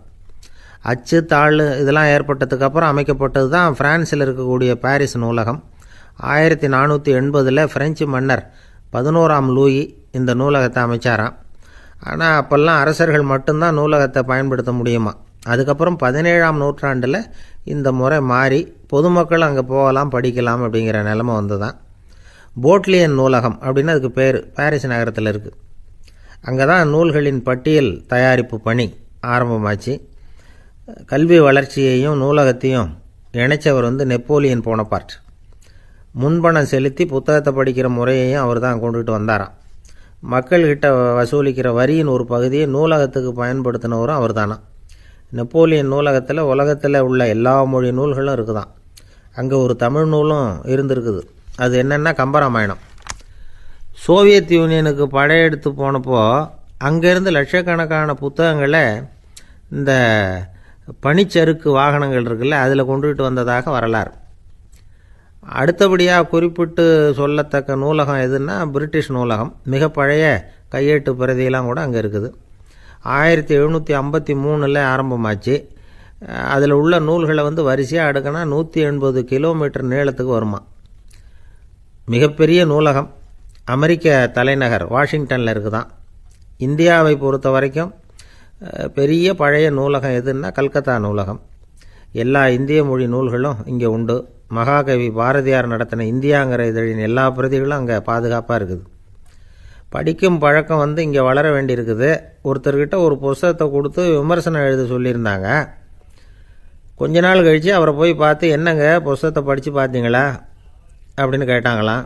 இதுக்கு அவர் சொல்லியிருக்கிறார், இன்னும் நான் படித்து பார்க்கலிங்க, இப்போ தானே விமர்சனமே எழுதி முடிச்சிருக்கிறேன், இனிமே தான் படிக்கணும் அப்படின்னாராம். ஒருத்தரை பார்த்து உன்னுடைய நண்பர்கள் யார் அப்படின்னு ஒரு கேள்வி கேட்டு பாருங்க. கொஞ்சம் யோசித்து பதில் சொல்லுவாங்க. அவங்கக்கிட்டேயே உன்னுடைய எதிரிகள் யார் அப்படின்னு கேளுங்க, கடகடன்னு ஒப்பிச்சிருவாங்க. நம்ம மனசு இருக்க அது எப்படின்னா, நம்ம நண்பர்களை விட எதிரிகளை அது நல்லா ஞாபகத்தில் வச்சுக்கும். இது ஒரு ஆச்சரியமான உண்மை. உங்களால் நண்பர்களை மறந்துட முடியும், ஆனால் எதிரிகளை மறந்துட முடியாது. இது ஒரு வேடிக்கையான நிலைமை தான். அழகான தருணங்களை நாம் ஏன் மறந்துடுறோம்? இது இயற்கை. ஏன்னா நம்ம மனசு மலர்களை கவனிக்கிறதில்ல, அதில் இருக்கிற முள்ளை தான் கவனிக்குது. தன்னை காயப்படுத்துகிற எதையும் அது உடனே கண்டுகொள்ளுது. ஒரு தெளிந்த சிந்தனை உடைய மனசு மிக அழகாக உள்ள எல்லாத்தையும் கவனிக்கும். அது நன்றியுடன் உணரக்கூடிய எல்லாத்தையும் பார்த்து குறிச்சிக்கும். இப்படிப்பட்டவங்க வாழ்க்கை இயல்பாகவே நல்லா அமையும். அது ரொம்ப அபூர்வம். மனசில் உள்ள ஒரு சிறிய அமைப்பை மாற்றுவதை பொறுத்து தான் இந்த விஷயம் அப்படிங்கிறார் ஓஷோ. ஒரு யூத கோவில் இருந்து தான், அது யூதர்களின் மடமாகவும் இருந்தது. அங்கே ஒரு தலைமை குரு, அவர் ரொம்ப கண்டிப்பானவர். அந்த கோவிலை ஒட்டி ஒரு தோட்டம். ஒரு நாள் காலையில் அந்த தோட்டத்தில் 2 இளம் யூதர்கள் நடந்து போய்கிட்டு இருக்கிறாங்க.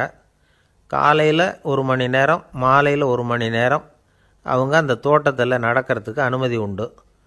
மற்ற நேரங்களில் அவங்க மத புத்தகங்களை படிக்கணும், பிற விதிமுறைகளை கடைபிடிக்கணும். அந்த 2 பேருமே தொடர்ந்து புகைப்பிடிக்கிற பழக்கம் உள்ளவங்க. ஆனால் கோவில் மடத்தில் இருக்கிறப்போ அவங்க புகைப்பிடிக்க முடியாது, அது கடுமையான குற்றம். சரி, நாம் தோட்டத்தில் இருக்கிறப்போவாவது புகைப்பிடிக்கலாமா அப்படின்னு ஒரு ஆசை அவங்க 2 பேருக்குமே. இருந்தாலும் பயம். இப்படி கேட்டால் மதகுரு என்ன சொல்லுவாரோ அல்லது என்ன செய்வாரோங்கிற பயம். இப்படியே கொஞ்ச நாள் ஆச்சு. ஒரு நாள் இந்த 2 பேரில் ஒருத்தன் ரொம்ப கலங்கி